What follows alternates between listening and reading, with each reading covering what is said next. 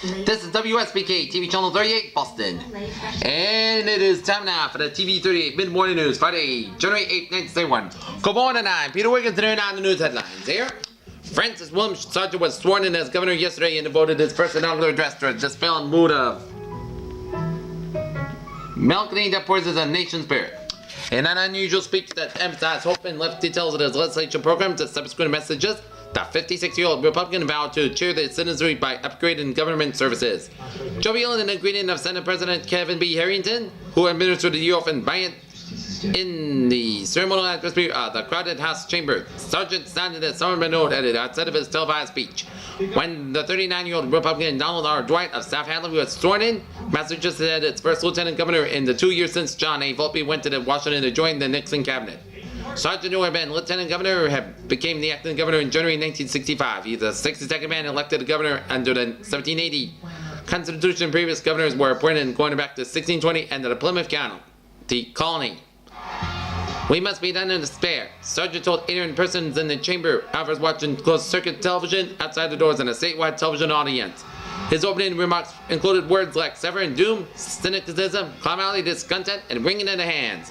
Here are the speech highlights. Governor Sargent's inaugural speech yesterday included pledges to work for the phone, reforming the unfair and real estate tax structure, not lower taxes but limit fresh spending, relief for homeowners saddled with high local property tax rates, expansion of the no-fault auto insurance system, and via revision of the property damage and collision coverage, revision of civil service so that finally it is a service and not a handicap, strengthening of the state stand and coordinating the delivery of health care, and 10 cabinet officers whose town will count for everything. In Washington, more than 100,000 American combat troops will remain in Vietnam beyond May, even while the United States expects to end its ground combat role this summer, the Defense Department said yesterday.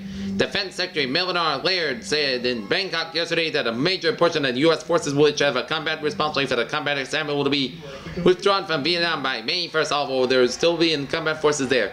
Laird remarks led to some speculation that the administration plans to have nearly all American ground combat forces out of Vietnam by May 1st, when U.S. troop strength there will dip below 24,000 men.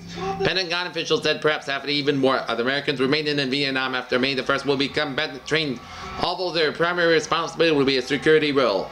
Pentagon spokesman Jerry Fardheim defined the role of the so-called security forces will reign in Vietnam beyond May 1st, well, said their primary responsibility will be protect U.S. military installations. Washington, a National Study Commission recommended yesterday that Congress abolish the death penalty and reduce possession of marijuana to a minor infraction while overhauling all federal criminal laws. At the same time, the Commission proposed a ban on handguns, registration of all firearms, stiffer sentences of dangerous offenders, and trying as 15-year-olds adults. These and scores of other recommendations went to the 366-page final report of the National Commission on Reform of Federal Criminal Laws. The Commission conducted a 3.5-year study. Representative Richard H. Popp, Republican of Virginia, the Vice Chairman, and Louis B. Schwartz, Professor at the University of Pennsylvania, the Director, said that the recommendations taken together are neither lenient and nor restrictive.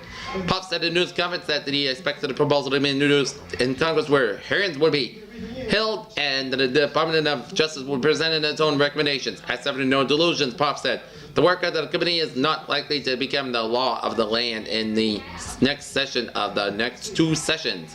The commission split sharply on a capital punishment. A majority of the 12 members favored a maximum sentence of life imprisonment, and a minority including Senators Sam J. Irvin Jr., Democrat of North Dakota, and John L. McClellan, Democrat of Arkansas, said intentional murder and treason should be punishable by death. Popp said that he favors capital punishment too for the more heinous offenses. The commission chairman, former Governor Edmund G. Brown of California, said he voted with a majority of the recommended abolition of the death penalty. The commission also split over the possession of marijuana and gun controls. The majority would make the possession no more serious than a routine traffic offense provided by the marijuana was to be professor's own use. The minority favored considering the marijuana possession a misdemeanor. A series of convictions could result in a stiff prison sentence. The new drug law signed by President Nixon in October reduced the maximum penalty to 1 year. We are not ready to legalize marijuana, Brown said in response to a question, and he said in Morale and Reed. Learn more at arena.com. Washington, the Federal Reserve Bank yesterday cut its bank discount rate from 5.5% to 5.25%, the third reduction in less than 2 months. The rate is the lowest since August 15, 1968, when it was cut to 5.25% from the 5.5%. It was boosted back to 5.5% on December 18, 1968. The action will have no direct effect on interest rates usually paid by consumers on home mortgages, automobile loans, and similar types of credit, but it touches off to be cut reductions in while interest rates, as sometimes happens. It could reduce rates paid by average borrowers. The discount rate is what the Federal Reserve charges member banks that are the money it loans for them. Also yesterday, Boston's major banks joined others across the nation in reducing their prime interest rates from 6.75% to 6.5%. First National Bank of Boston, New England Merchants National Bank, State Street Bank and Trust Company, and the Shaman National Bank all cut the rates. In addition, the Valley Bank and Trust Company and the Third National Bank of Hampton County, both based in western Massachusetts. Here in Saigon, U.S. Command reported yesterday that 4,204 Americans were killed in combat last year, the lowest total since 1965, when the United States was only beginning to build up its forces. This was reported along with the figures that 33 Americans were killed in action last week, down from 41 the week before, while 25 were wounded. The registry of motor vehicles suspended indefinitely yesterday the driver's license of a Peterborough man who was driving a truck involved in a fatal accident December 4th. In Dorchester on November 4th. The suspension came 29 days after 26-year-old Thomas J. Hudson, 26, was acquitted of a charge connected with the crash.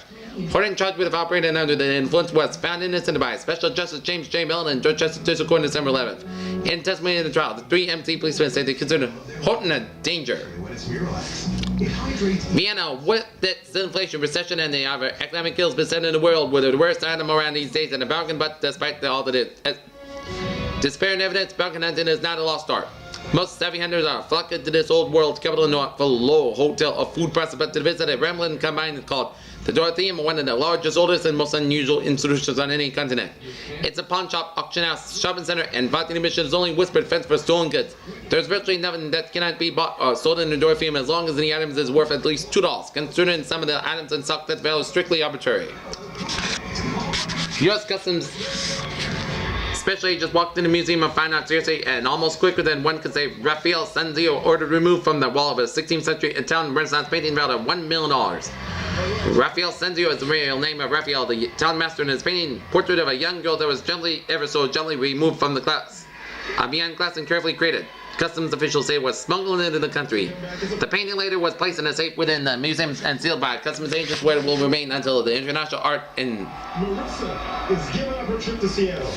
investigation is completed. Whether or not the painting will have to actually leave the museum seems to be poised a question at the moment, but the customs agent was assigned to guard the painting. I'll have the weather after this commercial break here on TV-38. Mid-morning news. Stay tuned. Okay. You've chosen 3. Let's open up door 2 right now. You could have won a new barbecue and soda. You only live once in the summer. This outdoor package including this grill featuring 8 powerful burns, stainless steel grates, and your rotisserie. Plus, door including this lounge chair and a deluxe sauna featuring infrared heaters. Okay, now the Boston weather here. For Boston vicinity, mostly sunny, high temperature ruin 30 degrees. Northwest wind about 10 to 20 miles per hour. For tonight, lows in the teens. For tomorrow, highs in the 30s. Probability of precipitation near 0 today and 10% tonight. High temperature 30 degrees. For Massachusetts and Rhode Island, mostly sunny skies. Highs in the mid 20s to the low 30s. For tonight and tomorrow, lows in the 10 to 20, highs in the 30s.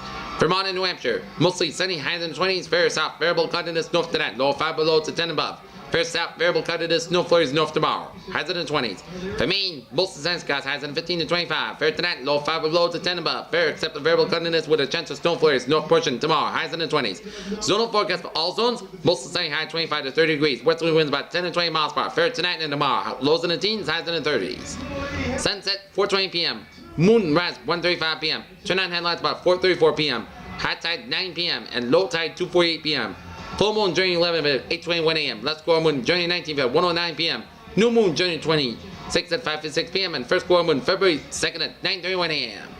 Right now, Boston at Logan Airport approaching 11 a.m. hour. The temperature right now is 18 degrees. The wind chill about 2 above 0 with a wind 2.1 below. The humidity 44%. Barometer 3.22 inches. Visibly 15 miles per hour. Winds northwest about 18. Condition clear skies. And that's the way for the WSBK TV-38 mid-morning news on this Friday, January 8th, 1971. I'm Peter Wizard. You have a good day. I will see you later on. Bye-bye, everybody.